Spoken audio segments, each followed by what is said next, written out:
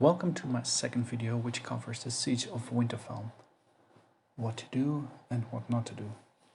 I've played this event 3 times and I really like it. It brings me back to the 90s where I played games like Age of Empires 1 and 2, StarCraft and Warcraft, and the gameplay is similar to that.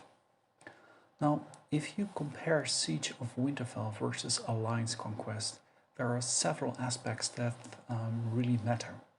In Alliance Conquest, all the actions takes place at castles that you conquered or castles of your opponents, whereas in Siege of Winterfell, the actions take place all over the map, and it is really a real-time strategy, so you can just do whatever you want within a second and the things change.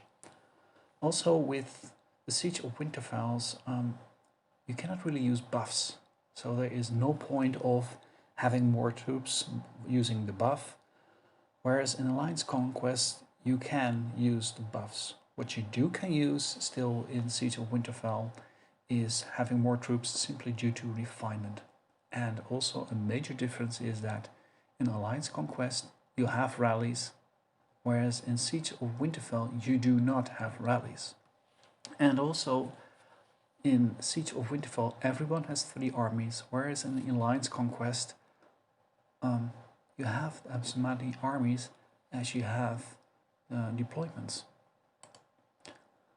Now, in Siege of Winterfell, commanders really matter, and 2 commands are really important.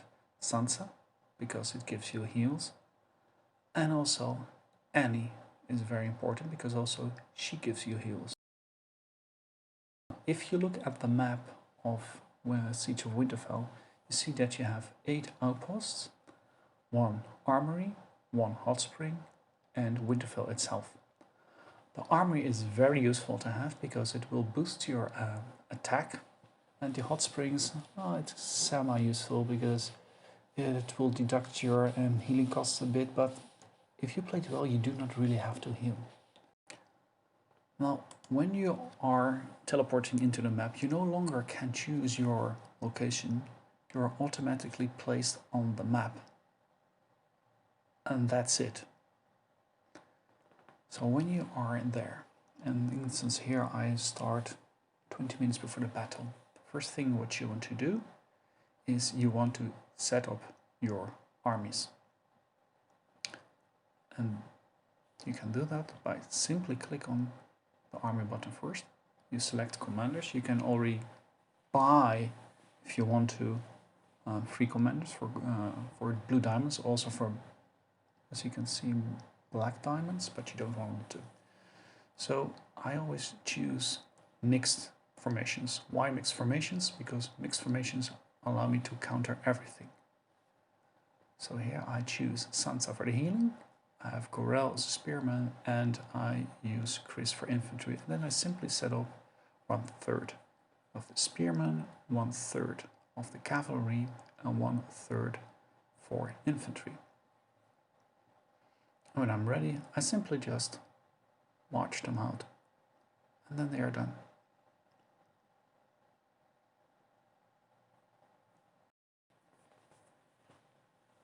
And there goes the first army. The second army, I pick Annie as a spear commander. Next, I pick an infantry commander, if I can find a nice one here, Sack, and I choose the 3rd commander.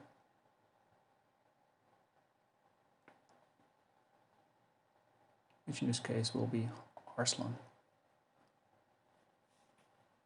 And again, I'm going for mixed formation. Another benefit of having mixed formations is if you have all 3 of them, you can march all 3 of them at the same time. Why is that important? You'll see later on. So this is my second army, goes out.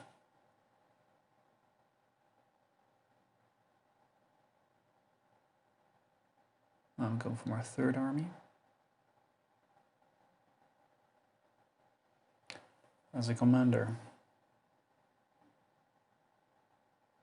I will pick in this case.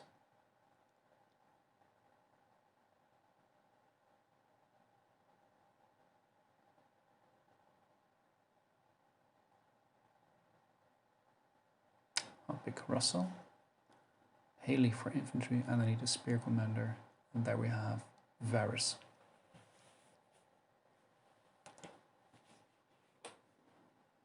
Again, mixed formations. And there they go out.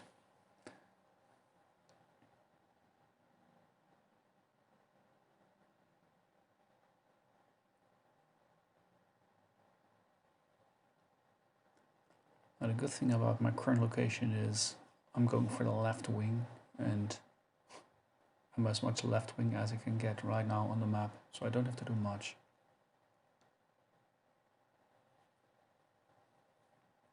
So here you can see a little bit further on, you see already a huge group of us being on the left wing. As there is no fog of war, we can already see what the other side is doing. For instance, we go for the top left, and you see a large group gathering there. Most likely, these are going for the armory. If we go to the top right, you see a smaller group. They are mostly likely going for the hot springs. And the center, it only has a few. So again, most likely they are going massively for their left wing and not going for their right wing, from our point of view.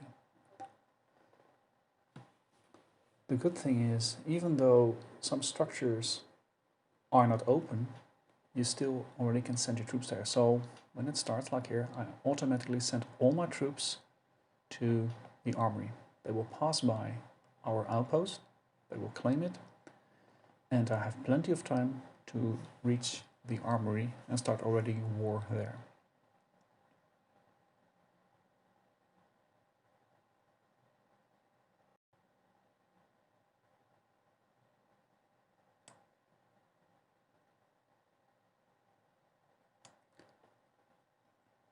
And as you can see, I'm not the only one who's sending troops there.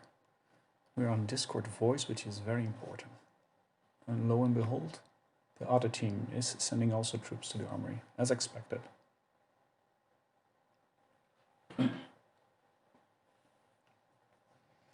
Most likely this player is heavily on cavalry, so he arrived first. And you can see they start attacking. And right now you see me attacking, and you see also the benefit of me having the troops all at the same attack, because now I can use my pincer attack, which will give me more damage. And since other allies are there, we're getting stacked damage, so 4 times pincer. I've seen them running up to 8, or even more, 10, over 10. So in this game it's really important to be with active accounts and try just to pick up troops one by one with as many players, because then you can take them out. Also, it is a very nice feature to see is that you can click on an outpost and you already can see how many troops are there, and then you can calculate more or less how many troops you need to send.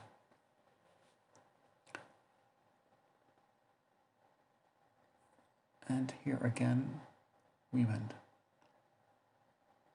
with a big group to a hit attack, and you see simply pincer attacks coming all over the place. And this was when we were protecting our treasure. And it's very important to have troops around your treasure, so if others show up, you can always defend. Now, some prefer to have all the troops protecting the treasure, but it's also wise to keep troops at Winterfell for the next drop. So this is how we did it, and in the end we scored not pretty bad. We scored 54.5 versus 35.